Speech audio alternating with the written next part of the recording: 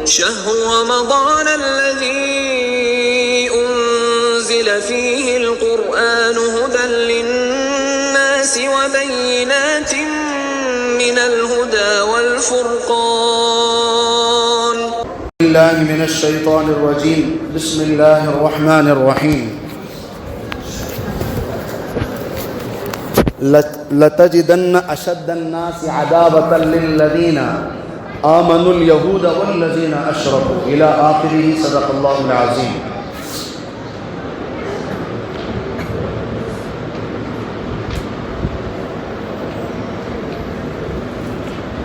محترم حضرات، بات چل رہی ہے بنی اسرائیل کے تعارف کے بارے میں، اور میں یہ اس لیے ذکر چھیڑا ہوں، جب تک ہم بنی اسرائیل کو نہیں سمجھیں گے تب تک ہمیں غزوہ خندق اور احزاب سمجھ میں نہیں آئے. تو میں نے کل مختصر آپ کو بتایا کہ حضرت ابراہیم علیہ السلام کی دو اہلیہ، ایک حضرت سارہ، ان سے اسحاق پیدا ہوئے، ان سے یعقوب، ان سے یوسف، اور پھر انہی کی نسل میں حضرت موسیٰ، حضرت عیسیٰ آخری آئے. اور ادھر دوسری اہلیہ حضرت ہاجرہ سے صرف حضرت اسماعیل، پھر آخر میں ہمارے نبی. اور پھر میں نے آپ کے سامنے یہ بات رکھی کہ زمانے کے تاریخ کے چلتے چلتے یہودی علماء مدینہ طیبہ میں قیام کرنے لگے آخری نبی کے انتظار میں، اور 3 قبیلے ہو گئے، بنو قریظہ، بنو نذیر، بنو قینقاع، اور یمن سے 2 قبیلے آ کر بسنے لگے، اوس اور خزرج. جب یہ لوگ آئے باہر سے تو یہاں دوسری قوم رہتی تھی، بنی جرہم اور قوم عمالہ. دھیرے دھیرے یہودیوں نے ان کو وہاں سے نکال دیا، جیسے آج وہ غزہ اور فلسطین کے مسلمانوں کو نکالنے کی کوشش کر رہے ہیں.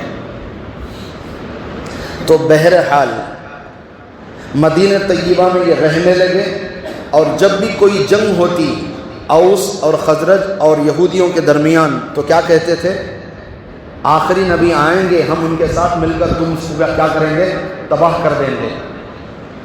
تو یہ بارہا سنتے تھے. جب نبی پاک صلی اللہ علیہ وسلم مینا کی وادی میں حج کے موسم میں دعوت تبلیغ کا فریضہ انجام دیا تو سب سے پہلے اوس اور خزرج کے لوگوں نے اسلام قبول کرنے میں پہل کی. یوں نبی کے ہجرت کر کے مکے سے مدینہ آنے تک دونوں قبیلے مسلمان ہو گئے، اور جو انتظار میں بیٹھے تھے سالہ سال سے، اللہ نے ان کی قسمت نہیں لکھی.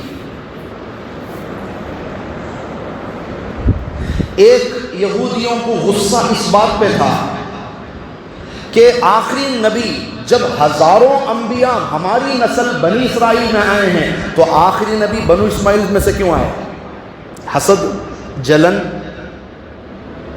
دوسری وجہ نفرت کی، ہمارے سے پہلے ان بت پرستوں نے اسلام قبول کر لیا اور یہ آگے نکل گئے.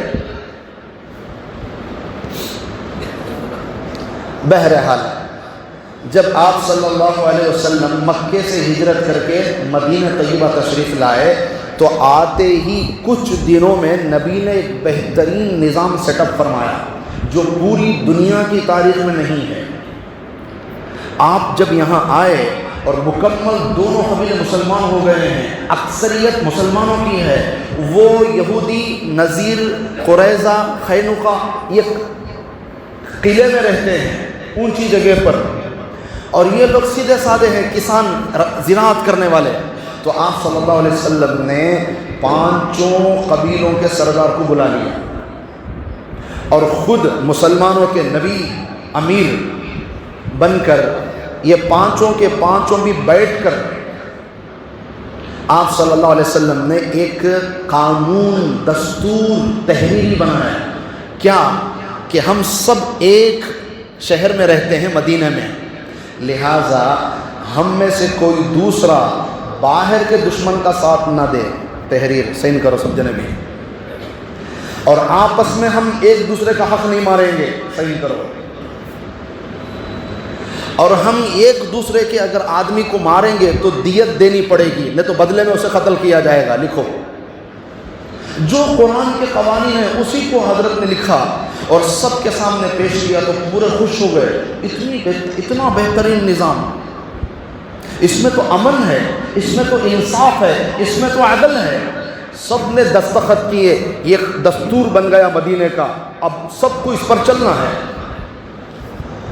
جنگ احد پیش آئی تو جنگ احد میں سب سے پہلے منافقوں نے مسلمانوں کا ساتھ چھوڑ دیا، اور دوسرا قانون کے خلاف یہودیوں نے کافروں کا ساتھ دیا. 3 قبیلوں میں سے ایک قبیلے نے ساتھ دیا، بنو نذیر. یہ بڑے شیطان قسم کے لوگ تھے، بنو نذیر کے تھے، یہودی مگر بڑے خطرناک.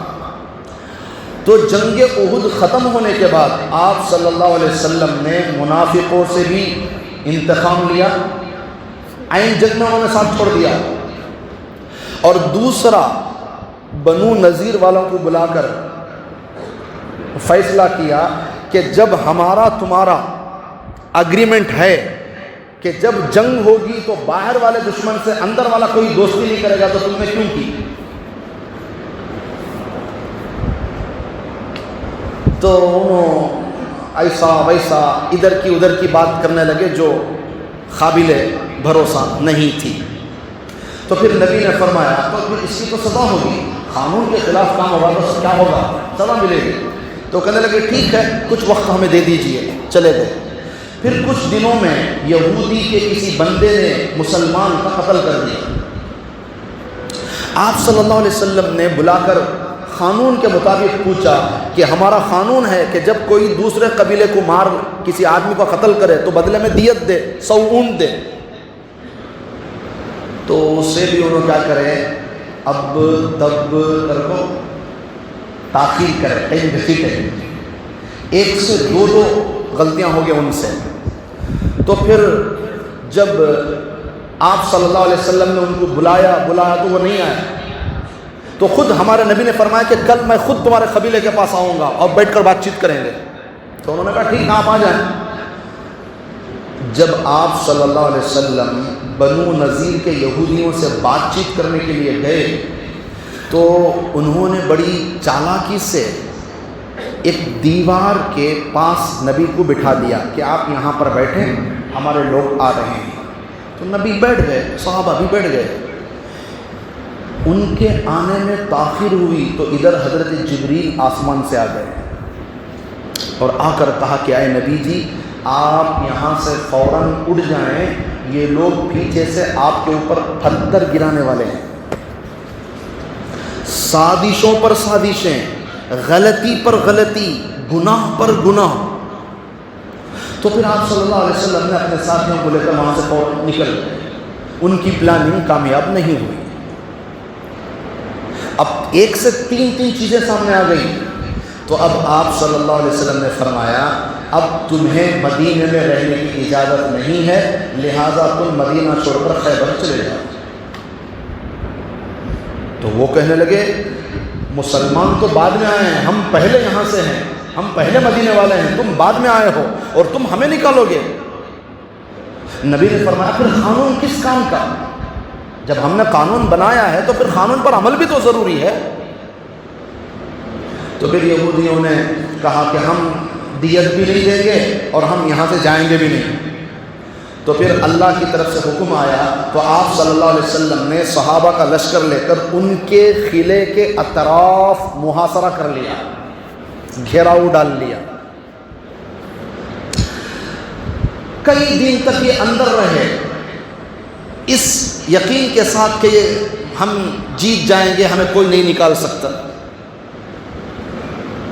تو پھر اس کے بعد بہت دن ہو گئے ان کے اندر، انہوں اندر قلعے میں بند ہے. کیا کیا تھا، کھا پی کو ختم ہوگا، اب کیا کریں گے اندر، اب باہر نکلنا چاہیے، قلعے کے اندر کتنے دن رہ جاتے. تو پھر اس کے بعد مجبور ہو کر انہوں نے معافی مانگنے کی کوشش کی. نبی پاک صلی اللہ علیہ وسلم نے اللہ کے حکم سے فرمایا معافی نہیں ہے، مدینہ چھوڑ کر نکلو، تمہیں جلا وطن کیا جائے گا، کہیں بھی چلے جاؤ، خیبر چلے جاؤ، ملک شام چلے جاؤ، تمہاری مرضی. تو انہوں نے کہا ٹھیک ہے اتنی مہلت دیں کہ ہم اپنا کچھ سامان ساتھ میں لے کر جائیں گے. تو نبی نے فرمایا ٹھیک ہے، ہم آپ کو بھی تکلیف نہیں دیں گے، تمہاری عورتوں کو بھی تکلیف نہیں دیں گے، بچوں کو بھی تکلیف نہیں دیں گے. تم ایک ایک اونٹ پر جتنا سامان لے سکتے ہو لو، 3 یا 10 دن کا ٹائم ہے، تم یہاں سے نکل جاؤ. باقی کوئی یہاں تمہارے قبیلے کا نہیں رہے گا، جو قانون کی خلاف ورزی کرے گا وہ یہاں نہیں رہے گا. اب سوچنے والی بات ہے، جب ایک لمبے زمانے سے یہ تھے اور ان کو یہاں سے نکالا گیا تو کتنا اندر غصہ نہیں آیا ان کو. یہ چلے گئے خیبر، بہت سارے لوگ یہودی خیبر چلے گئے اور کچھ لوگ ملک شام چلے گئے، اور 2-4 بندے اس میں سے اسلام کے اندر داخل ہو گئے. جو اسلام میں آئے ان کا کوئی 1 روپیہ بھی مسلمانوں نے نہیں لیا، اس لیے کہ وہ مسلمان ہیں.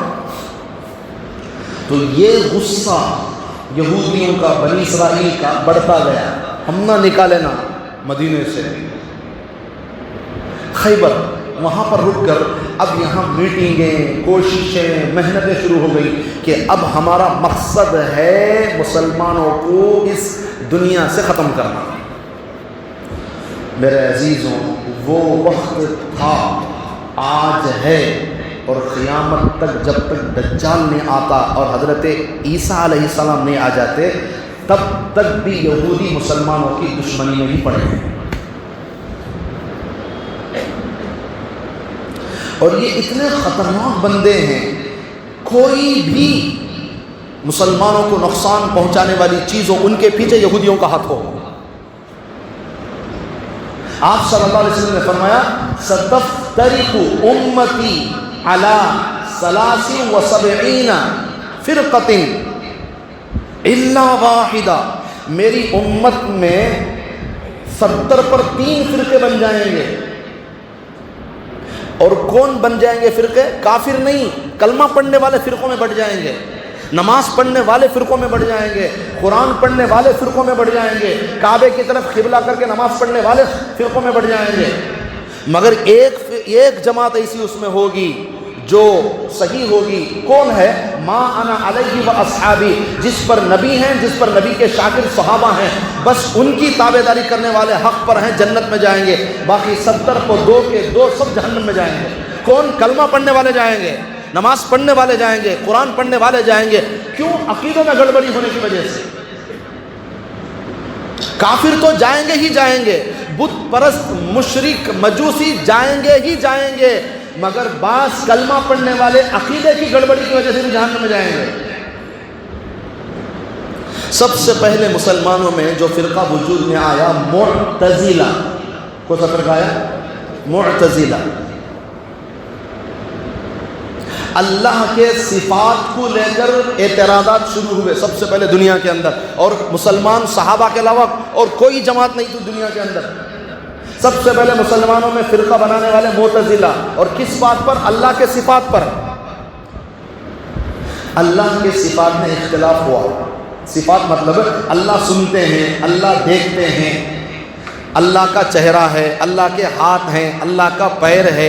یہ جو اللہ کے صفات ہیں جو قرآن میں بار بار آتا ہے کہ اللہ تعالیٰ سنتے ہیں، اللہ تعالیٰ دیکھتے ہیں، اللہ تعالیٰ کا مسلمانوں پر ہاتھ ہے، تو یہ جو قرآن میں ذکر ہے اس پر بحث شروع ہوئی مسلمانوں کے درمیان میں. تو ایک فرقہ اٹھا اور وہ کہنے لگے یہ جو قرآن میں اللہ سنتے ہیں، دیکھتے ہیں، سمیع بصیر، یہ سب ایسے ہی تشبیہ ہے، باقی حقیقت نہیں ہے. نعوذ باللہ انہوں نے انکار کر دیا اللہ کے صفات کا. تو یہ معتزلہ بن گئے. دوسری جماعت اٹھی، انہوں نے کہا اللہ کا ہماری طرح باقاعدہ جسم ہے، انہوں نے یہ کہہ دیا. وہ ایک فرقہ بن گیا، ان کا نام مجسمہ ہو گیا. تیسری ایک جماعت اٹھی، وہ کہنے لگی اللہ کے صفات بالکل انسانوں کی طرح ہیں، جیسا ہمیں سنتی ہے ویسا اللہ بھی سنتا ہے، ہمیں جیسے بول رہے ہیں ویسا اللہ بھی بولتا ہے، ہمیں جیسے اوپر سے نیچے آتی ہے ویسا اللہ پہلے آسمان پر اترتی. انہوں مشبہہ بن گئے، انسانوں کے ساتھ اللہ کو تشبیہ دی ہے. چوتھی جماعت اہل سنت والجماعت، اہل حق صحابہ کی جماعت، انہوں نے ہمیشہ یہی بات رکھی اللہ کے صفات ہیں مگر کیسے ہیں اللہ ہی جانتا ہے، ہمیں نہیں پتا، بس بات. یہ 4 فرقے وجود میں آئے. سب سے پہلے معتزلہ وجود میں آیا، پھر یہ 4 وجود میں آئے. پھر اس کے بعد زمانہ چلتا رہا تو مسلمانوں میں سب سے بڑا اختلاف قرآن پر ہوا کہ قرآن اللہ کا کلام ہے تو کیا قیامت تک یہ محفوظ رہے گا یا ختم ہو جائے گا؟ قرآن خالق ہے یا مخلوق ہے؟ اس پر بحث ہوئی۔ تو پھر معتزلہ نے کہا کہ نعوذ باللہ قرآن مخلوق ہے، یہ دن ختم ہو جائے گا۔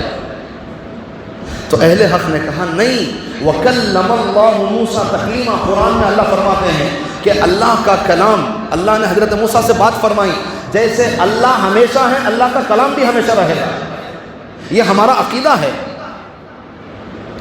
اب اس پر بات چلی چلی، ہارون رشید کا زمانہ، ہارون رشید کا بیٹا مامون معتزلہ کی باتوں میں آ گیا اور وہ قرآن کو مخلوق کہنے لگا۔ تو اس زمانے میں حضرت امام احمد بن حنبل مردانہ وار انہوں نے مقابلہ کیا، انہوں نے کہا قرآن خالق ہے، اللہ کی صفت ہے، قرآن مخلوق نہیں ہے، قرآن کبھی ختم نہیں ہو سکتا۔ اس پر حضرت کو 100 کوڑے بھی لگائے جاتے تھے، اور اس زمانے میں کوئی کہتا کہ قرآن اللہ کا قرآن مخلوق نہیں ہے تو پھر ان کو قتل کر دیا جاتا۔ ایک زمانہ چلا، لوگ بہت سے مر گئے اس میں۔ پھر مامون کے بعد معتصم بادشاہ بنا، پھر اس نے اور زیادہ زور دیا، وہ بھی چلا گیا۔ اس کے بعد ایک نیا بادشاہ، ایک نیا خلیفہ آیا، تو پھر وہ نرم مزاج کا تھا تو اس نے امام احمد کو چھوڑ دیا۔ بعد میں دنیا سے یہ اختلاف ختم ہو گیا، پھر دوبارہ کبھی نہیں اٹھا کہ قرآن مخلوق ہے کہ خالق ہے، پھر دوبارہ بحث نہیں کی۔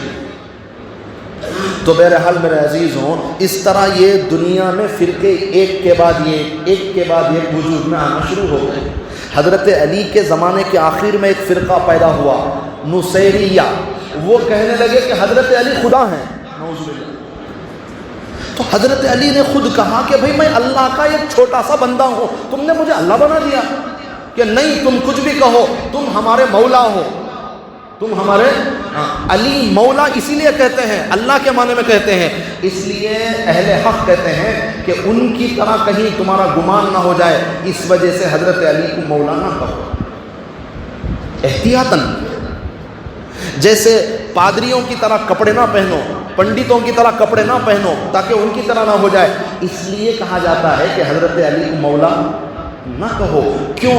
اس لیے کہ جو مولا کہتے ہیں وہ نعوذ باللہ حضرت علی کو اللہ سمجھ کر کہتے ہیں۔ حضرت علی نے سمجھایا نہیں سمجھے تو جتنے تھے سب کو پکڑوا کر حضرت علی نے زندہ جلا دیا۔ مگر ڈاکٹر حضرات کہتے ہیں کہ جب کوئی بیماری انسانوں کے درمیان میں آتی ہے تو وہ کبھی بھی ختم نہیں ہوتی۔ کرونا ہے، اب عمومی طور پر نہیں ہے مگر آج بھی کرونا ہے، جب ایک بار بیماری آ جاتی ہے تو واپس وہ نہیں جاتی، کہیں نہ کہیں کسی نہ کسی میں رہتی ہے۔ اسی طرح جب کوئی فرقہ ختم ہوتا ہے تو اس کے اثرات ختم نہیں ہوتے، اس کے اثرات کسی نہ کسی میں رہتے ہیں۔ تو اس کے بعد ایک اور فرقہ بنا باطنیہ، وہ کہنے لگا کہ قرآن کا ظاہر ایک ہے، قرآن کا باطن ایک ہے۔ قرآن میں جو اللہ بول رہی شراب حرام کر کو، اس کا مطلب شراب نہ ہے بھائی، اس کا مطلب دولت کا نشہ نہ کرو کو اللہ بول رہی سو، نعوذ باللہ۔ شراب چڑھائی جائے کب کبھی کیا بھی نہیں، یہ سونا تھا سموکھا۔ شادی کے رخے میں کون کی لکھے تھے کہتے شراب پینے والے مہربانی فرما کر ہمارے شادی میں نہ آئیں کر کو، دیکھے تو دلہن نہیں آیا کرتے، یوں ہماری قوم۔ تو انہوں کیا بولا، شراب پی سکتی، قرآن میں ہے، دیکھو قرآن میں شراب کرو بولے تو نشہ، یعنی دولت کا نشہ نکو کرو تو اللہ بول رہی سو، دیکھیے کیوں ہے۔ پھر کیا بولے، یہ جو قرآن میں طلاق ہے، دیکھو طلاق تو عورت کو چھوڑنا سنوے، وہ ظاہر وہ اصل میں مطلب کیا کرو بولے تو ایک بادشاہ کو 2 بار بادشاہ بنانا کو ہے سو۔ اب کیا بولتی ہے ایمان کو۔ تو ایسے فرقے ایک کے بعد ایک بنتے چلے گئے۔ اللہ کا لاکھ لاکھ شکر ہے، اور آپ شکر منائیں۔ ہندوستان کے اندر دیکھو قرآن یاد رکھا گیا، عربوں نے قرآن کو یاد رکھا، مصریوں نے قرآن کو تجوید کے ساتھ پڑھا، اور قرآن کو ہندوستان کے لوگوں نے سمجھا. یہ محاورہ مشہور ہے, یہ محاورہ مشہور ہے. یہ اللہ کا کرم اور ہمارے نبی کا صدقہ ہے کہ ہم ہندوستانیوں نے اتنے دور ہونے کے باوجود جگہ اور زمانے دونوں کے اعتبار سے اللہ کا شکر ہے آج بھی 90% مسلمان صحیح عقیدے پر ہیں. ایک آدھا ادھر ادھر ہو جاتا ہے, اللہ معاف فرمائے, اللہ کا لاکھ لاکھ شکر ہے. تو میرے عزیزوں, مجھے بس آج کی مجلس میں اتنا عرض کرنا ہے کہ ہر ایک فرقے کے پیچھے یہودیوں کا ہاتھ ہے. وہ جانتے ہیں کہ قیامت کی صبح تک مسلمانوں کو نہیں ختم کر سکتے, مگر دو کام وہ کرتے ہیں. نمبر 1, جو مسلمان ہیں ان کے عقیدے بگاڑیں گے. نمبر 2, نئے لوگوں کو اسلام میں آنے نہیں دیں گے. یہ ان کی محنت ہے. یہ جو مرزا غلام احمد قادیانی جو ہندوستان میں پیدا کیا گیا, یہ یہودیوں کا پیدا کیا گیا. آج بھی قادیانیوں کو اسرائیل کے اندر جو مرکز ہے تل ابیب, وہاں سے ماہانہ پیسے آتے ہیں. آج بھی اسرائیل ان کو پال رہا ہے. یہ بہت بڑی تاریخ ہے بنی اسرائیل کی. میں آپ کو کہتا رہوں گا, آپ سنتے رہیں گے, ختم ہی نہیں ہوگی ان کی تاریخ. مگر بس آج کی مجلس میں اتنا یاد رکھیں, ہر غلط فرقے کے پیچھے یہودیوں کا ہاتھ ضرور ہے. یہ تبھی ختم ہوں گے جب دجال آئے گا اور حضرت عیسیٰ علیہ السلام آئے.